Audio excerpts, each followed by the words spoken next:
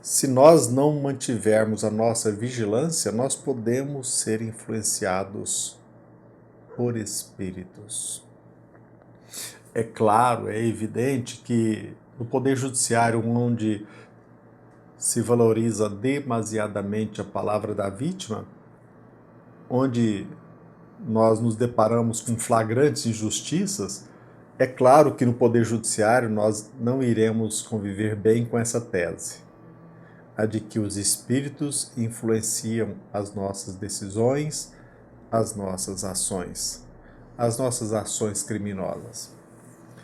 É claro que nós estamos dirigindo a você aqui, que é espírita, a você que é espiritualista, que não refuta estas teses.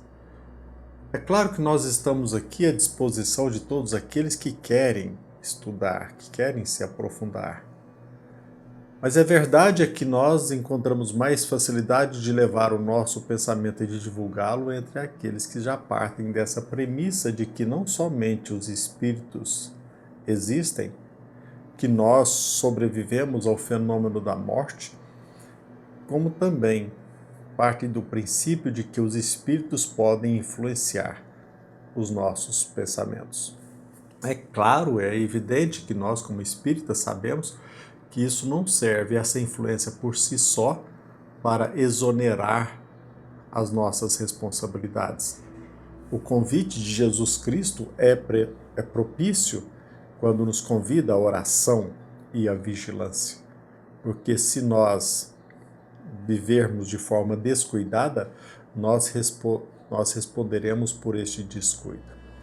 Se você tiver a oportunidade, meu irmão, minha irmã, você que já conhece a doutrina espírita, você que já teve a oportunidade de ler as revistas espíritas, eu convido que você leia ou releia uma lição que está na Revista Espírita de 1859. No mês de novembro deste ano, contei o caso de uma lição, um depoimento, onde foi publicada uma comunicação com a vítima, com uma senhora que foi morta por um adolescente, por uma pessoa que mal havia saído da adolescência. A lição intitulada é O Espírito e o Jurado. Interessante notar que esta pessoa, este funcionário, este jurado que divulgou esta comunicação, se trata de uma pessoa estudiosa, uma pessoa séria, uma pessoa compenetrada. Não se trata de uma pessoa infantil, uma pessoa crédula, fanática. Trata-se de uma pessoa estudiosa, profissional, funcionário público, jurado, que tomou a iniciativa de esmiuçar a causa. O que levou aquele rapaz, aquele jovem mal saído da adolescência, a matar uma senhora. Aliás, nessa lição se destaca que este homem é portador de títulos científicos oficiais. Então não se trata de uma criança, de uma pessoa louca, de um acelerado. Trata-se de uma pessoa que, muito embora desfrute de conhecimentos não só intelectuais do ponto de vista geral, mas científicos, uma pessoa que ainda defende a tese de que a alma sobrevive à morte do corpo. Ele narra que, como jurado, ele presenciou, ele julgou o caso desse rapaz que havia matado uma senhora, assassinado uma senhora idosa. E ele destaca que este crime, esse homicídio ocorreu em circunstâncias horríveis. E ele começou a se questionar depois da condenação, pelas circunstâncias atenuantes no caso. Tratava-se de um rapaz mal educado, uma pessoa que não desfrutou da oportunidade de ter uma educação sadia dentro do seu lar, um rapaz que frequentemente se entregava à cólera, uma pessoa em que ele destaca com absoluta falta de educação, vítima das suas excitações. Estas circunstâncias serviram como atenuantes para que ele não fosse condenado à morte. E intelectual, este funcionário, esse servidor público, ele, como espírita também, como estudioso dos fenômenos espirituais, ele decidiu consultar a vítima, aquela senhora que havia sido morta, para averiguar o grau da culpabilidade daquele rapaz, daquele assassino. E ele formulou perguntas, e ele pôde perceber, pela resposta dessa senhora que já havia falecido, desta vítima, de que, na verdade, aquele rapaz havia sido vítima de um desejo de vingança de um senhor que se aproximou dela há muitos anos com o fim de cortejá-la. Não obtendo êxito, ele passou, talvez por outros motivos, a alimentar o propósito de vingar. E fomentava sempre esse desejo de vingança.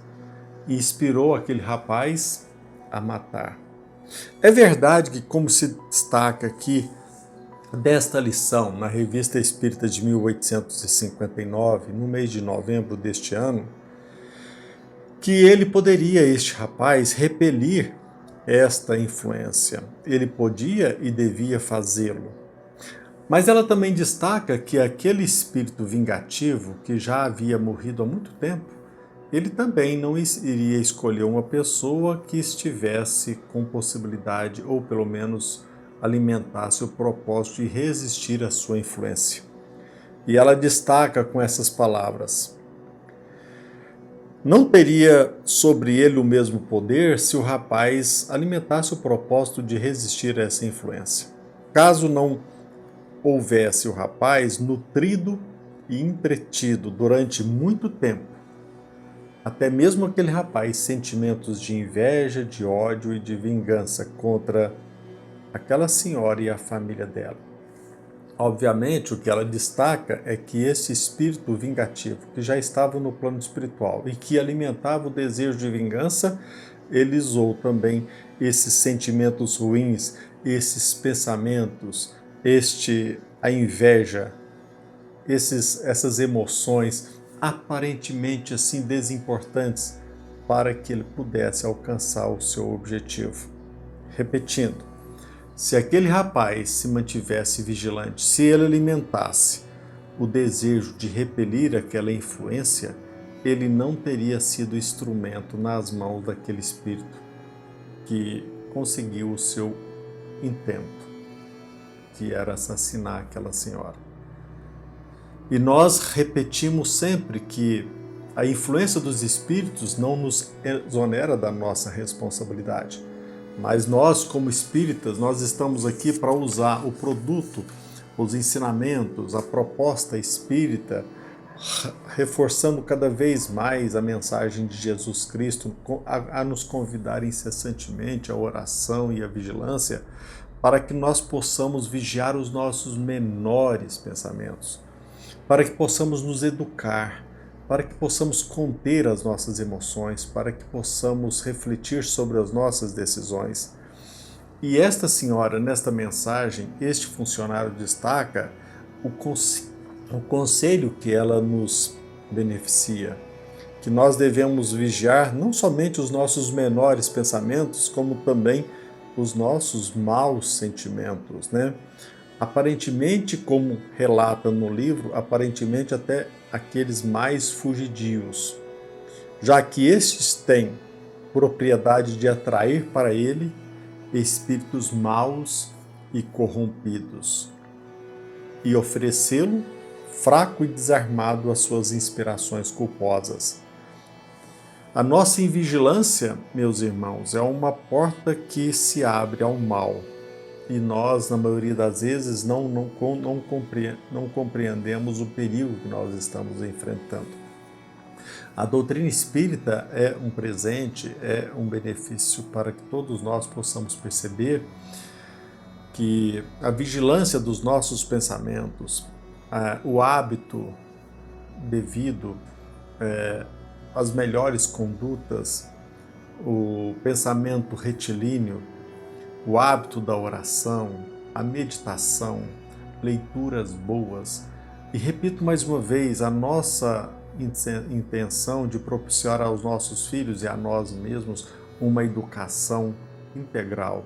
Não apenas através da instrução, da intelectualidade, não apenas do ponto de vista psicológico, em nos conhecer do ponto de vista da psique humana, também e principalmente uma análise, uma introspecção, encarando a sobrevivência da alma, a influência dos espíritos no nosso dia a dia, no nosso comportamento, para que nós possamos conter aquele pressentimento repulsivo, aquela emoção que pode causar tragédias.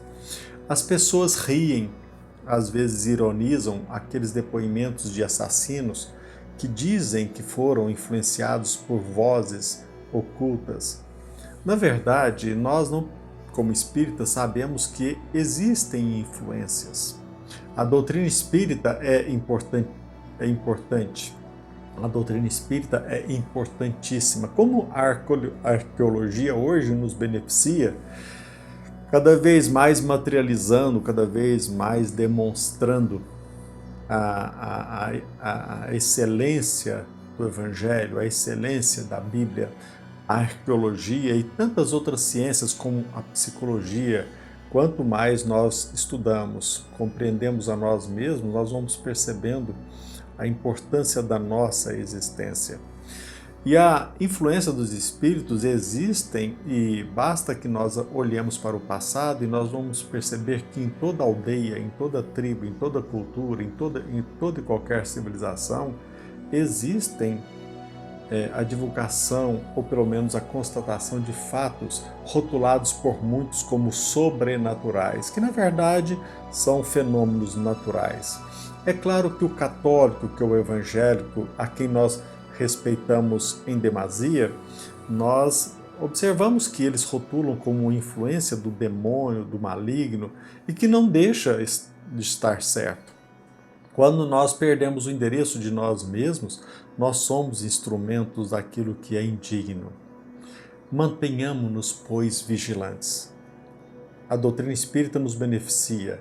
Na Revista Espírita, desde o primeiro fascículo, desde o primeiro volume até o último, vem nos trazendo ensinamentos, nos mostrando casos que vêm confirmar cada vez mais a existência dos espíritos. E quanto mais nós crescemos em conhecimento, nós podemos perceber que os espíritos nos influenciam. Aqueles que se encontram desequilibrados nos influenciam de forma indevida. Os espíritos equilibrados, aqueles que são rotulados como anjos, eles vêm ao nosso encontro para atender os interesses divinos, os nossos próprios interesses. Pensemos nisso. Que a paz de Jesus Cristo esteja conosco e que as bênçãos de Deus nos alcance a todos.